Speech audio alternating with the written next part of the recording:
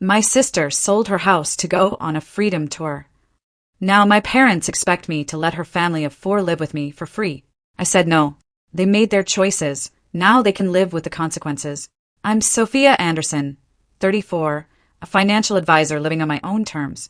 Can you imagine being told your entire life was about to be turned upside down, your home invaded, all because your family decided to sacrifice your stability for someone else's reckless dream?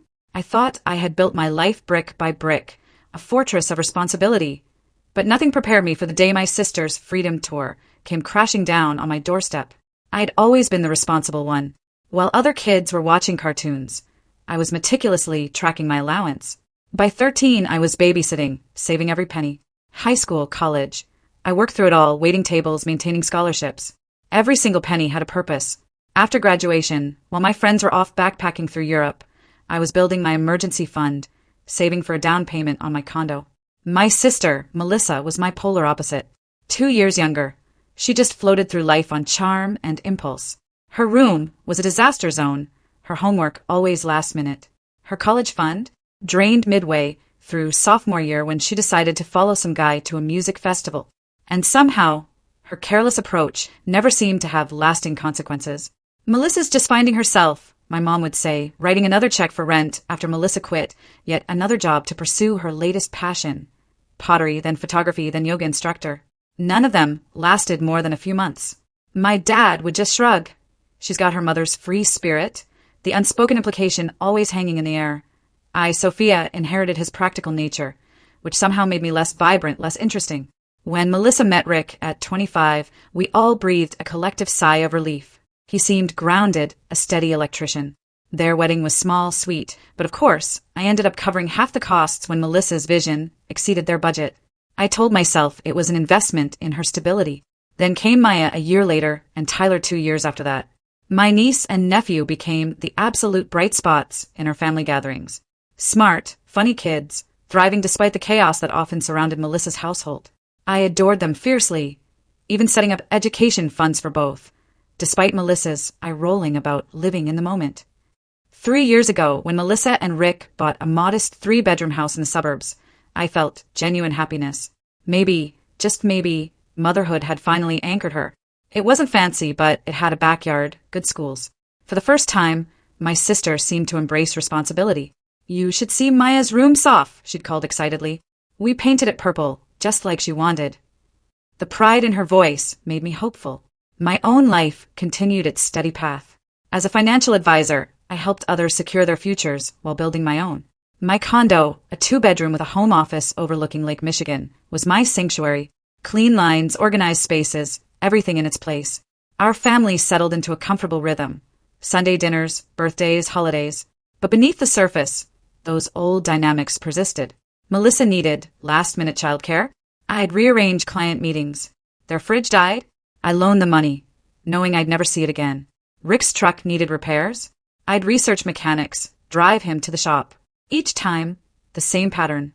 Melissa makes a poor choice, finds herself in a bind. Our parents pressure me to help, and I reluctantly step in to keep the peace. My resentment grew, but I buried it under a lifetime of practiced accommodation. 6 months ago, I finally started therapy. Dr. Winters helped me see my enabling patterns, encouraged me to set boundaries. "Your sister's emergencies aren't automatically your responsibility," she'd remind me. I'd nod, but implementing those boundaries felt like trying to speak a foreign language. Around the same time, Melissa's social media started to shift. Her Instagram, once family photos and home decor, began featuring vans converted into tiny homes, sun-kissed couples in national parks. "Don't you ever get tired of being in the same place every day?" she asked me at a barbecue, scrolling through another van life account. "Not really," I answered honestly. "I like my routines." She looked at me with something like pity. "That's so sad, Soph. There's a whole world out there."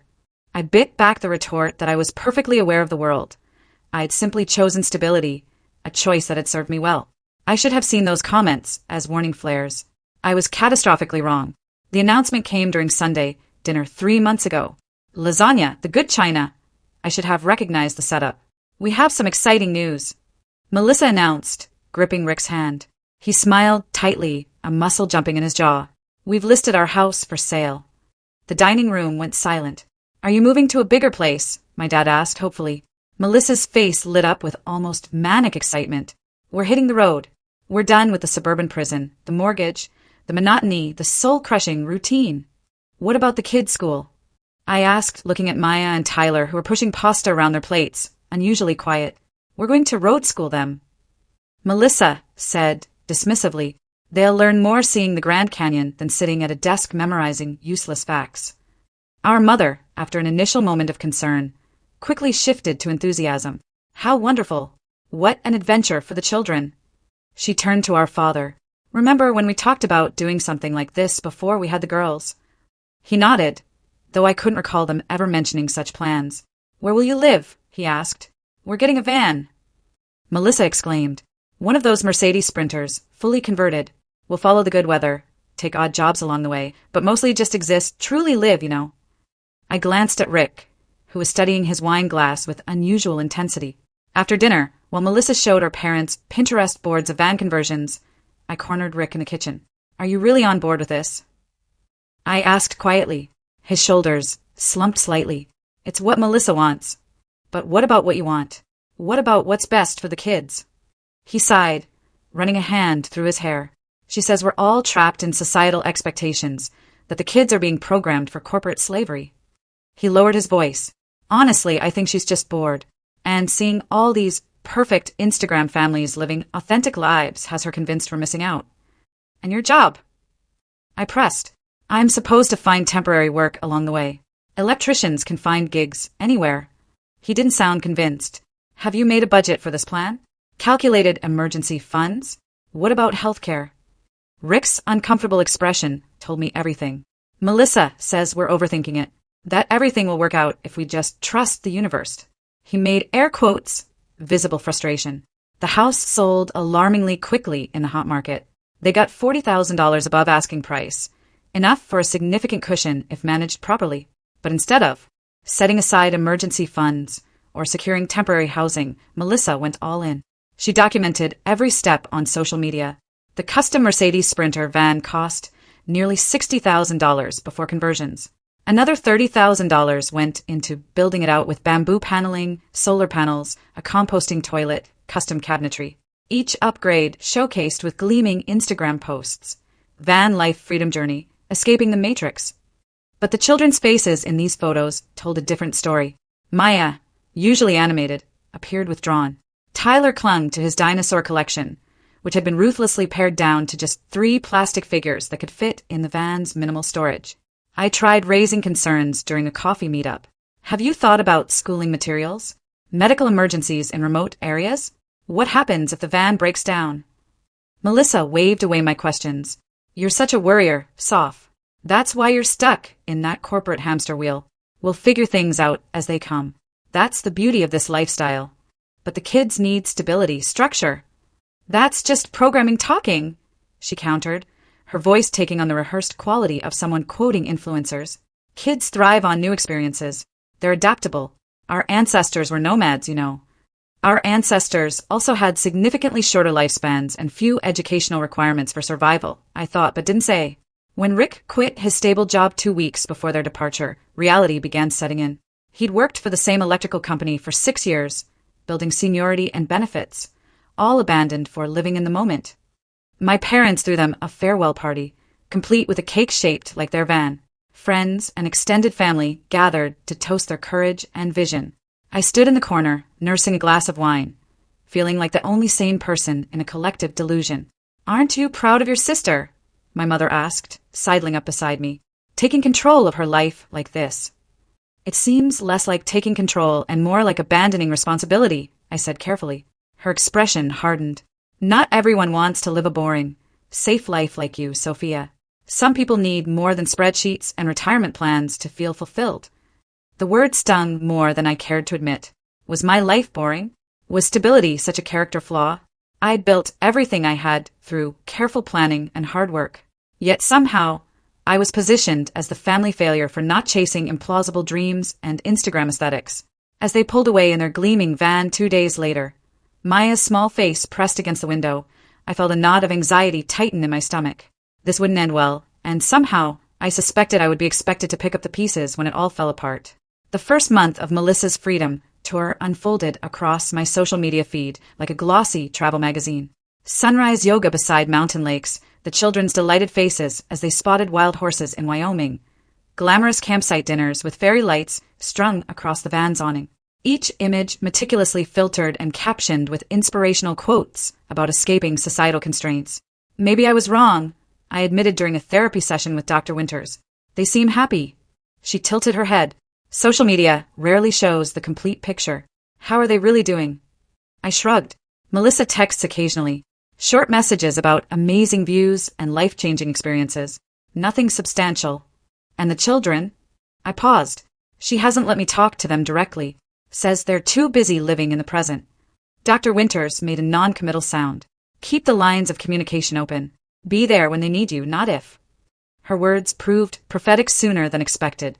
6 weeks into the journey, the carefully curated social media facade began showing cracks. Posts became less frequent. The jubilant captions gained a defensive edge. Van life isn't always glamorous, but we're not tourists. We're living this, Melissa wrote beneath a photo of a cramped interior. Clothes hanging everywhere, dishes piled in the tiny sink. Comments from her followers shifted from admiring to concerned. Where are the kids going to school? Someone asked. Melissa's reply was a vague paragraph about world schooling and experiential learning that conspicuously avoided mentioning any actual educational materials or schedule. The mechanical problem started in Colorado. The expensive van, it turned out, required equally expensive repairs. Minor setback. Van life reality, Melissa posted beside an image of the van at a specialty shop. The post didn't mention the $3,000 bill that accompanied the repair, but my father let it slip during our weekly phone call. They're just finding their footing, he said defensively when I expressed concern. All new ventures have startup costs.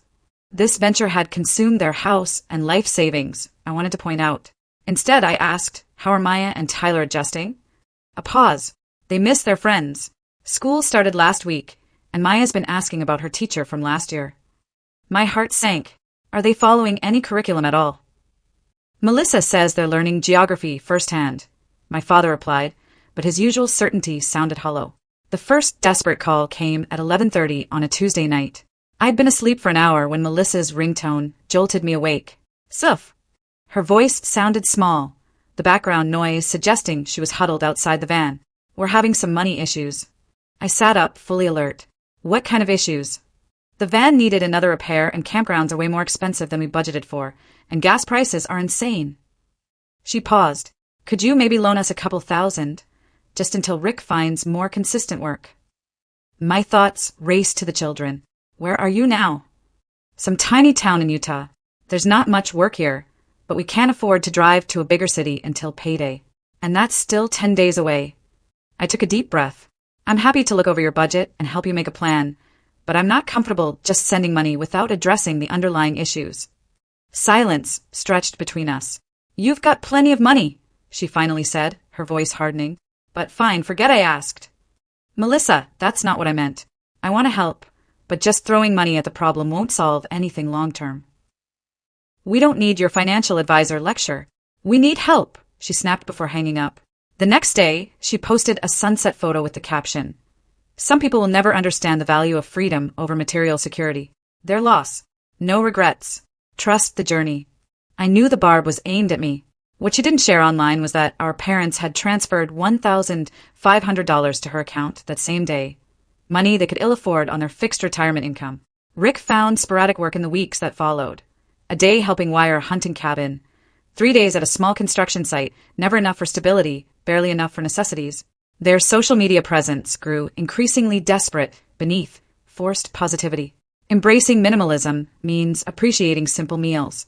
Rice and beans again. Grateful. Melissa posted beside a photo of the children eating basic meals from paper bowls. Video calls with my parents offered glimpses of the deteriorating situation.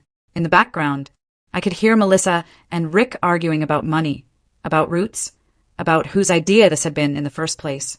Maya appeared in the corner of one call, her hair unwashed, clutching a tattered workbook. How's school, sweetheart? I asked when my parents stepped away momentarily, her eyes filled with tears. I miss Miss Peterson. Mom says we're doing road school. But she lowered her voice. We mostly just drive around while she takes pictures. Before I could respond, Melissa whisked her away. shooting a resentful look at the camera. The weather turned against them as October arrived.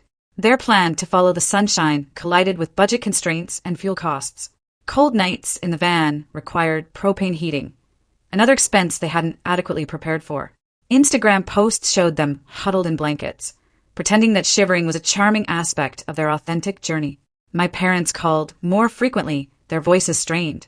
They just need to get through this adjustment period, my mother insisted, though with diminishing conviction.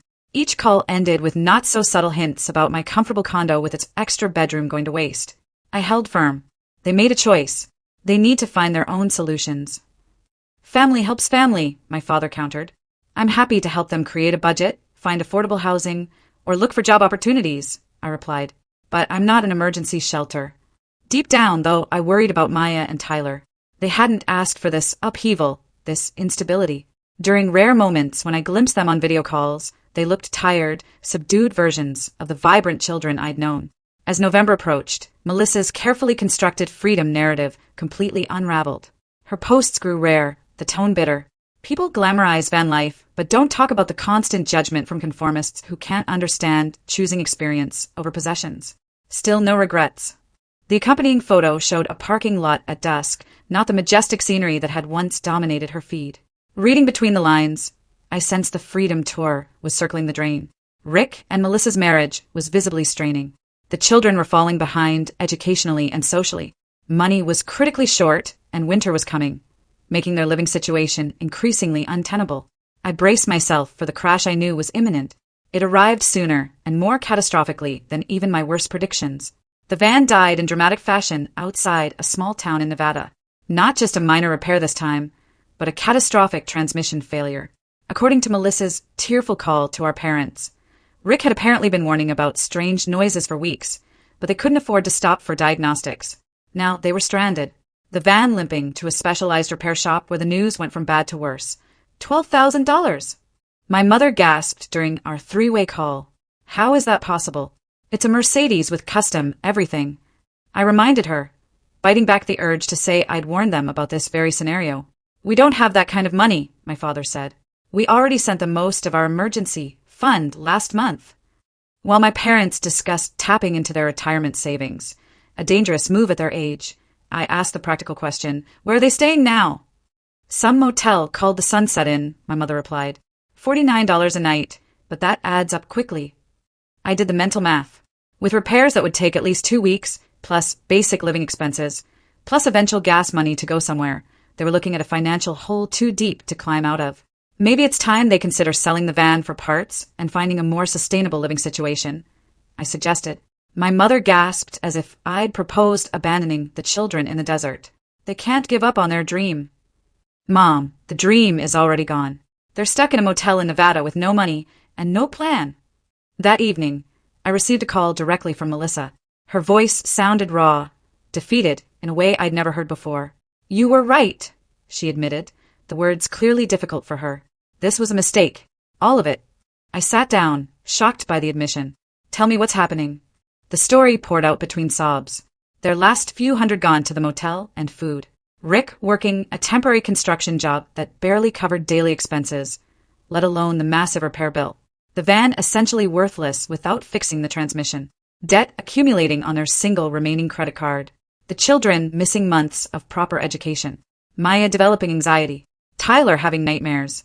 I ruined everything, she whispered. Our house. The kids' stability. Rick's job.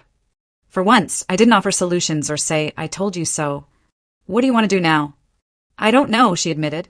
Rick says we should sell the van for whatever we can get, find the cheapest apartment somewhere, and start over. But that feels like admitting total failure. It's not failure to recognize when something isn't working, I said gently. It takes courage to change course. We can't afford first and last month's rent anywhere decent. And without Rick's steady job history this past few months, no one will rent to us anyway. Her voice cracked. The kids deserve better than this. I suggested practical steps. Sell the van, find temporary housing, look for places with a lower cost of living where Rick's skills would be in demand, create a strict budget to rebuild savings. I can't do it, Melissa said after a long pause. I can't give up yet. We just need to fix the van and find somewhere warmer for winter. By spring, we'll figure something out. The stubborn denial in her voice concerned me more than the situation itself. And how will you pay for the repairs? The universe will provide, she said with desperate conviction. It has to. Apparently, Melissa's version of the universe was our parents. The next day, I discovered they'd maxed out their credit card to help with the van repairs. Money they couldn't afford to spend, plunging themselves into debt at a stage of life when they should be financially secure. We had no choice, my father defended when I confronted them. Those are our grandchildren stranded out there. There were other choices, I countered. Practical ones that didn't involve throwing good money after bad. You've always been so hard on your sister, my mother said. Not everyone has your financial privileges. I bit back the retort that my privileges were the result of a decade of careful decisions and delayed gratification. Instead, I asked, what happens when the van breaks down again? Or when winter makes living in it impossible? This isn't sustainable. Well, my mother began, not meeting my eyes. We were thinking your condo has that spare bedroom and home office. If you converted the office to a bedroom, there would be space for all of them, temporarily. I stared at the phone in disbelief. You want Melissa's family of 4 to live in my 2-bedroom condo? For how long? Just until they get back on their feet, my father jumped in. 3 months, maybe 6 at most. And who suggested this idea? I asked, though I already knew. My mother hesitated. Melissa mentioned it might be a possibility, and you told her it was? I pressed. Another pause. We might have indicated you'd be open to the discussion. Cold dread settled in my stomach. Have you already told her this is happening? The silence stretched tellingly. You promised her they could stay with me without even asking me first. I fought to keep my voice level. Family helps family, Sophia, my father said firmly. You have the space and means to help your sister through this rough patch. It's not a rough patch. It's the predictable outcome of a series of terrible decisions, I said. And my condo can barely fit me comfortably when I'm working from home, let alone 5 additional people. So, your comfort matters more than your niece and nephew having a roof over their heads. My mother's voice dripped with disappointment. The manipulation was so blatant it momentarily left me speechless. When I found my voice again, I asked one final question. When are they planning to arrive? They're getting the van back tomorrow. If they drive straight through, probably Saturday morning. 3 days from now. They decided my life would be completely upended in 3 days, without consultation or consent. I need to go, I said flatly, ending the call before they could respond. I sat in stunned silence, trying to process what had just happened. Then I did something I'd never done before. I typed out a text message to our family group chat, which included Melissa, Rick, and our parents. We need to have an emergency family discussion. Video call tomorrow, 7 p.m. Eastern. Everyone must attend. This is non-negotiable. At precisely 7 o'clock the next evening, I sat at my kitchen table, laptop open, hand steady despite the adrenaline coursing through me. One by one, the video squares populated. My parents in their living room, looking apprehensive. Rick in what appeared to be a motel bathroom, presumably seeking privacy. Melissa last, her face set in a familiar expression of defensive entitlement. Thanks for making time for this, I began formally. We need to address some miscommunications and set clear expectations. If this is about us staying with you, Melissa jumped in, we promise we won't be in your way. The kids can share the office. Rick and I can take the spare room. We'll be super quiet during your work hours.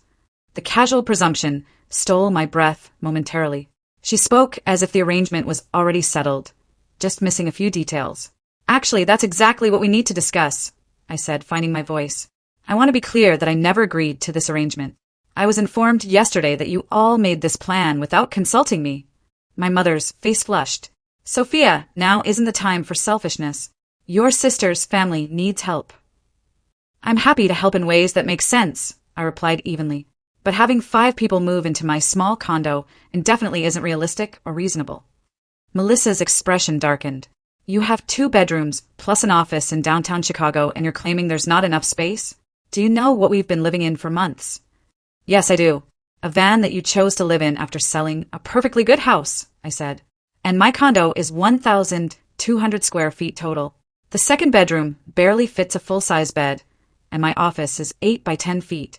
It's not designed for a family of 4. We don't need luxury, Rick interjected, looking uncomfortable. Just somewhere to regroup. I nodded at him. I understand that, but even basic logistics make this impossible. Where would everyone sleep? Where would 6 people eat?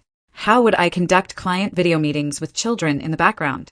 Who would pay for the massive increase in utilities, food, and other expenses? We thought you'd cover that temporarily, my father said, given your financial position compared to theirs. I took a deep breath. Let me make sure I understand.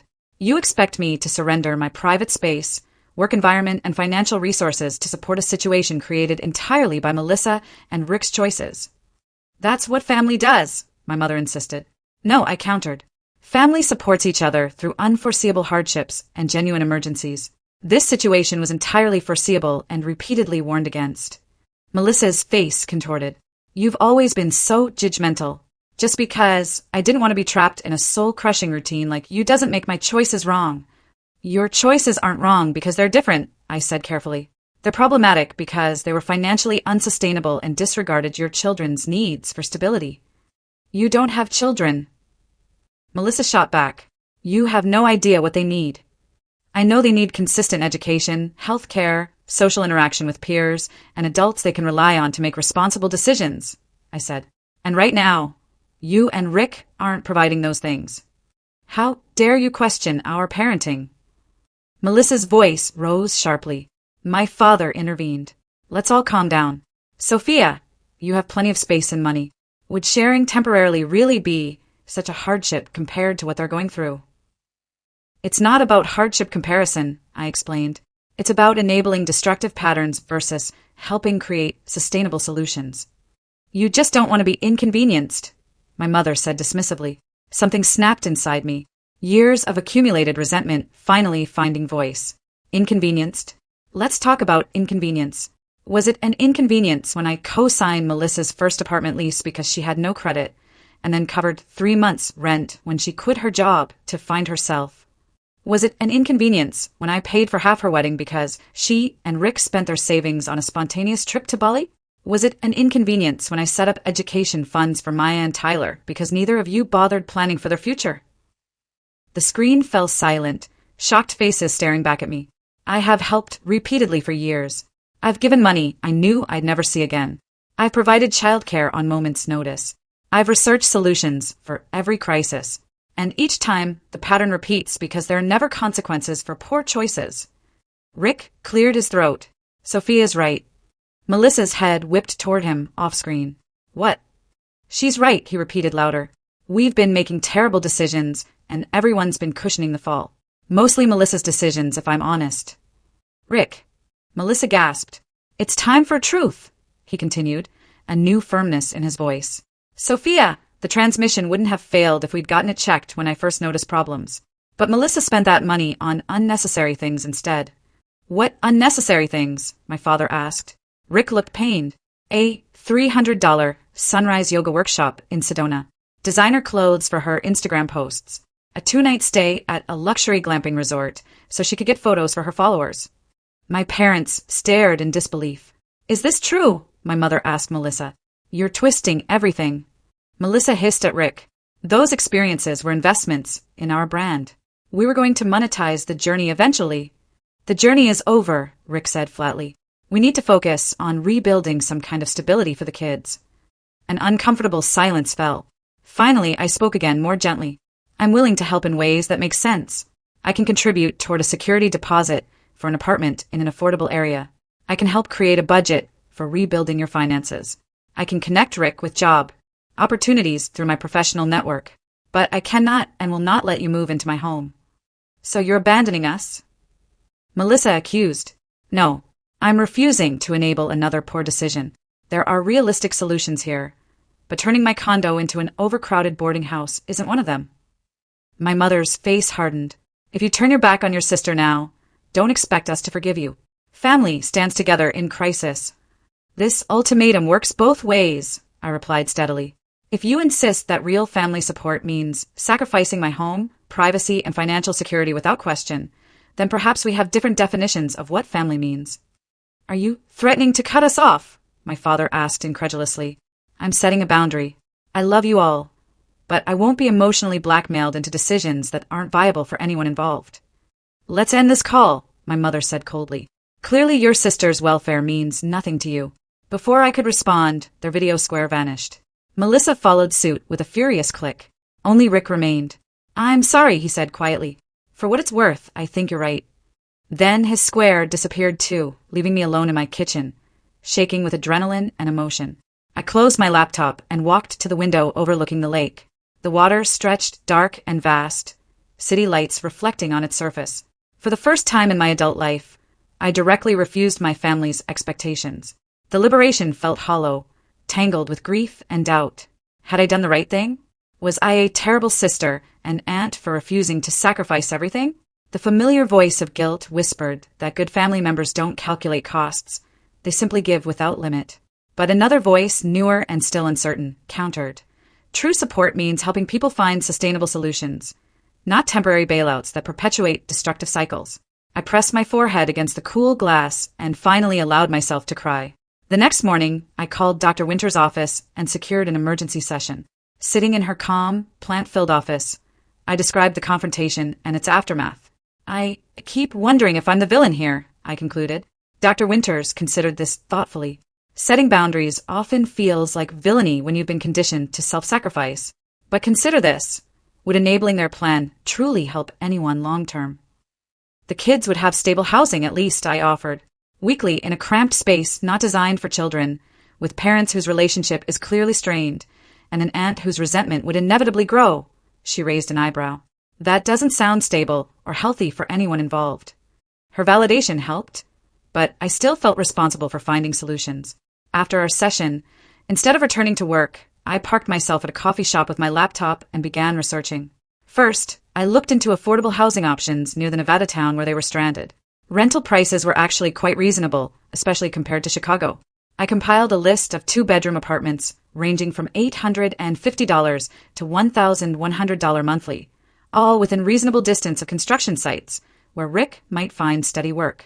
Next, I drafted a realistic financial recovery plan.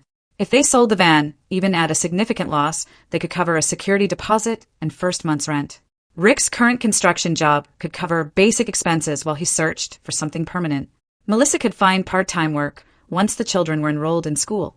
I estimated they could achieve basic stability within 2 months and begin rebuilding savings within 6. I hesitated before the next step, then decided directness was necessary. I texted Rick, "Can we talk privately? I have some ideas that might help."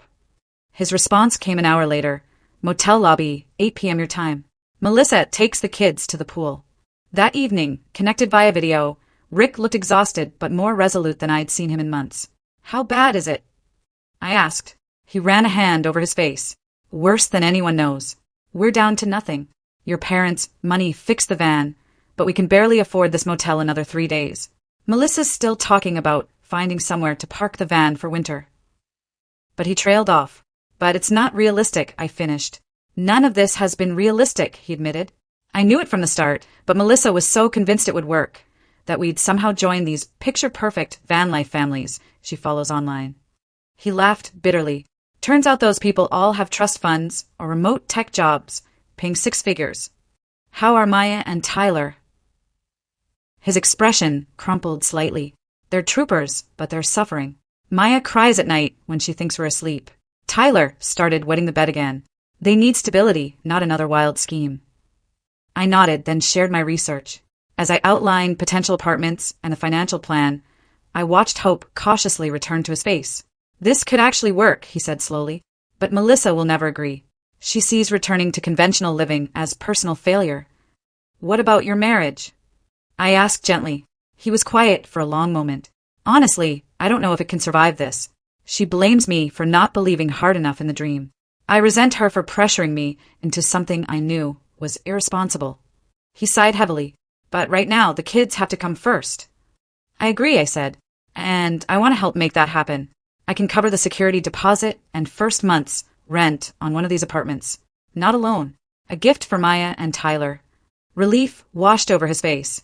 "Sophia, that would be. I don't know how to thank you." "You can thank me by getting those kids back into a stable situation," I said firmly. "And by standing your ground if Melissa pushes for another unsustainable plan." He nodded, a new determination in his expression. "I will. I've been too passive for too long." Over the next 2 days, Rick and I maintained discreet communication. He researched the apartments on my list, eventually selecting a modest 2-bedroom in a decent school district. The property manager agreed to expedite the application given their situation. Meanwhile, I transferred funds for the deposit and first month's rent, plus a small buffer for immediate necessities. Rick found courage I hadn't known he possessed. He informed Melissa that he was taking the construction job permanently, that the children needed to return to traditional schooling, and that he'd secured housing for them all. The van would be sold to a specialty dealer who'd already made an offer, providing enough to cover basic furnishings and essentials for the apartment. She can join us in building a stable life, or she can continue the journey alone. He texted me after their confrontation. Her choice, but the kids stay with me either way. I wasn't privy to their full conversation, but the outcome spoke volumes. Melissa, faced with the reality of potentially losing her children, reluctantly agreed to the plan, while making it clear she considered it temporary. With one crisis addressed, I turned my attention to my parents. They hadn't spoken to me since the video call, their silence a familiar punishment technique. After considerable thought, I drove to their house unannounced one Sunday afternoon. My mother opened the door, her surprise quickly masked by coolness. "Well, this is unexpected. Can I come in? I think we need to talk." She stepped aside, wordlessly. My father sat in his recliner, lowering his newspaper as I entered. "Sophia," he acknowledged stiffly. I sat on the sofa, hands folded in my lap. "I wanted to let you know that Rick and I have found a solution. They're moving into an apartment next week. The kids will be back in school before Christmas break ends." My mother's eyebrows rose. "Without your sister's input." "Melissa has agreed to the plan," I said carefully, though she's not thrilled about it. "So you helped when it suited your terms," my mother said, the accusation clear. I took a deep breath. "I helped in a way that actually addresses the problem, rather than prolonging it. There's a difference between support and enabling." "Easy for you to say from your perfect life," she snapped. "My life isn't perfect," I countered. "But it is stable because I make responsible choices, and I won't apologize for that anymore." My father cleared his throat. "What exactly did you do to help them?" I explained the apartment, the financial contribution, the job arrangements. As I spoke, I watched his expression shift from skepticism to reluctant approval. "That's actually quite generous," he admitted. "It's what I could comfortably give without compromising my own stability," I explained, "which means I can continue to help in the future if necessary, rather than draining my resources all at once." My mother remained unmoved. "You still refuse to take them in when they needed shelter." "Because that solution would have created more problems than it solved," I replied. "Mom, I love Melissa and her family, but love doesn't mean having no boundaries." "Boundaries," she repeated the word like it tasted bitter. "In my day, we called that selfishness." "No," I said firmly. "Selfishness would be ignoring their situation entirely. I've invested time, money, and energy into finding real solutions, just not the particular solution you demanded." The conversation continued in circles, my mother clinging to her disappointment while my father gradually thawed. By the time I left, we'd reached an uneasy truce. Not reconciliation, but perhaps its prerequisite. As I drove home, my phone chimed with a text from Rick, "Signed the lease today. Kids are excited about having their own room again." Attached was a photo of Maya and Tyler standing in an empty apartment, their smiles tentative but real for the first time in months. That night, I received an unexpected call from my Aunt Susan, my mother's sister. "I heard about the situation with Melissa," she began without preamble. "Your mother called to tell me what a heartless sister you've been." I sighed. "I'm not surprised." "I am," she replied, "because from where I'm sitting, you're the only one making sense in this whole mess." Her support caught me off guard. "Really?" "Absolutely. Someone needed to break this cycle, and you had the courage to do it." She paused. "Your mother won't admit it, but you did exactly what needed to be done." As we talked, I realized the family dynamics extended beyond my immediate circle. Others had witnessed the pattern for years, but remained silent to keep peace. My stand had broken not just the cycle of enabling, but also the conspiracy of silence around it. By the end of the week, Rick sent photos of their modest but functional apartment, now furnished with basic necessities.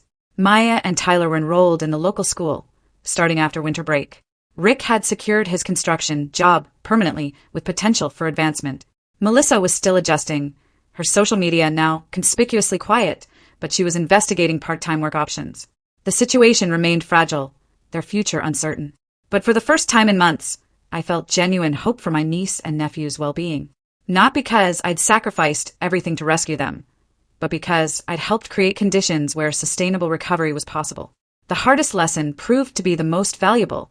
Sometimes true support means standing firm rather than giving way. 3 months passed. Winter yielded to early spring, both in Chicago's lakefront and in my family relationships. The apartment in Nevada had become a real home for Maya and Tyler. Their bedroom walls now displayed artwork and school certificates rather than Instagram-worthy landscapes.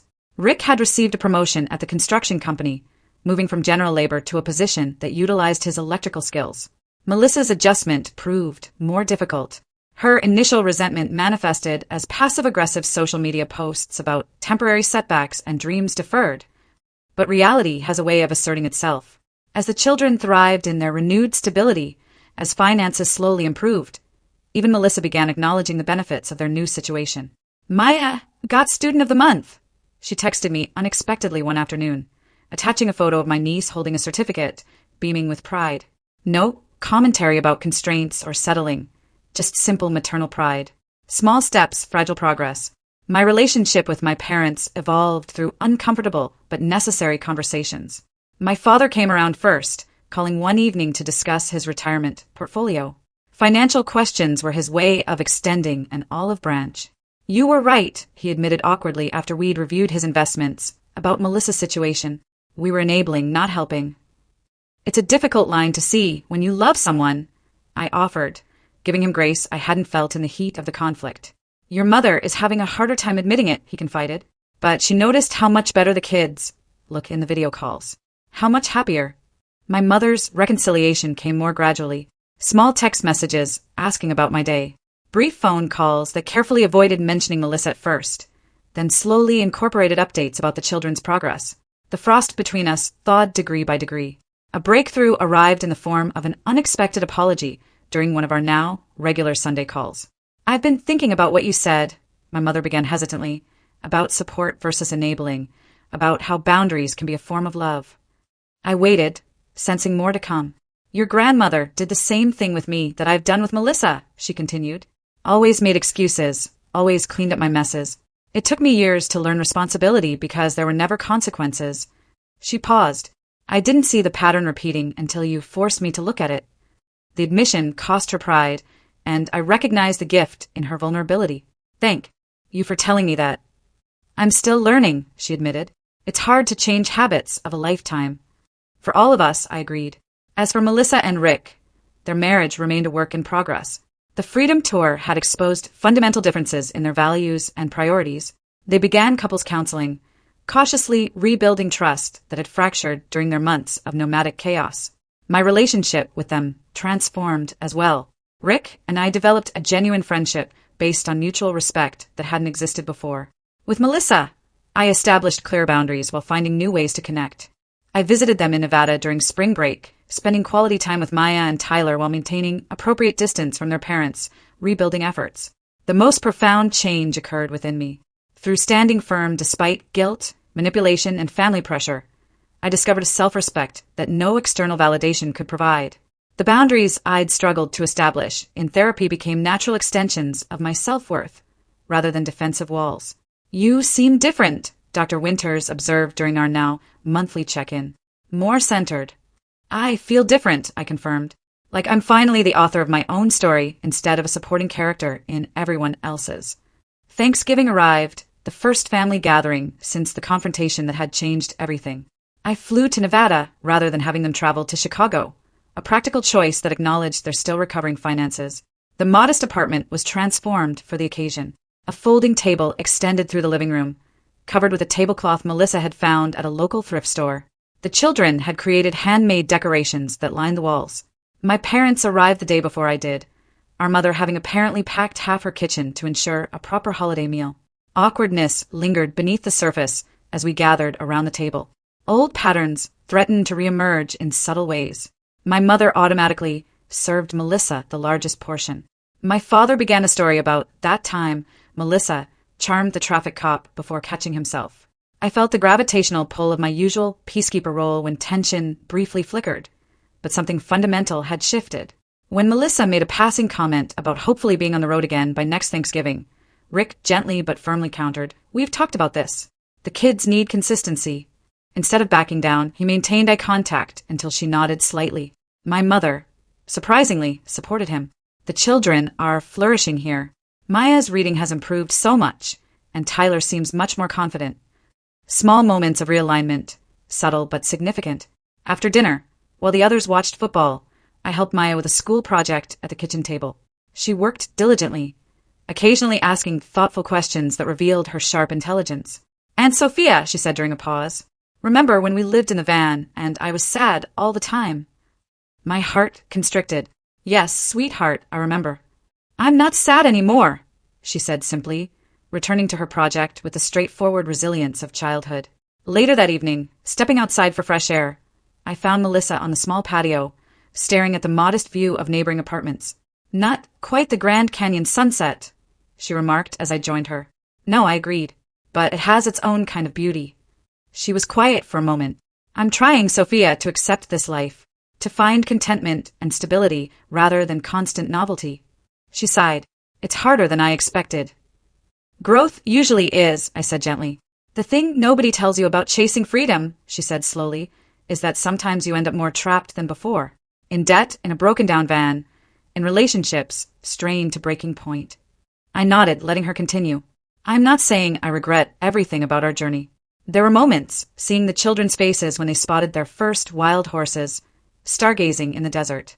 Those memories are real." She turned to me. "But so is this apartment. So is Maya's improved reading. So is Rick's promotion. So is having enough money for groceries without panicking." "Different kinds of richness," I offered. "Yeah," she smiled faintly. "I'm learning to appreciate both." We stood in companionable silence until she added, "Thank you for not giving us what we demanded, for giving us what we needed instead. It couldn't have been easy, standing against everyone." "It wasn't," I admitted, "but sometimes the hardest choice is the right one." Returning inside, watching my family interact in this humble space, I reflected on the journey we'd all taken.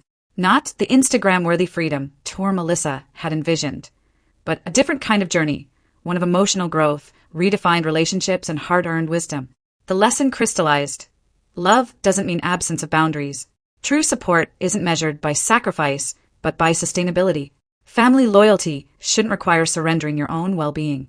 And sometimes, the most loving act is simply standing firm when everyone expects you to give way. I carry this wisdom now, not as a burden, but as a gift.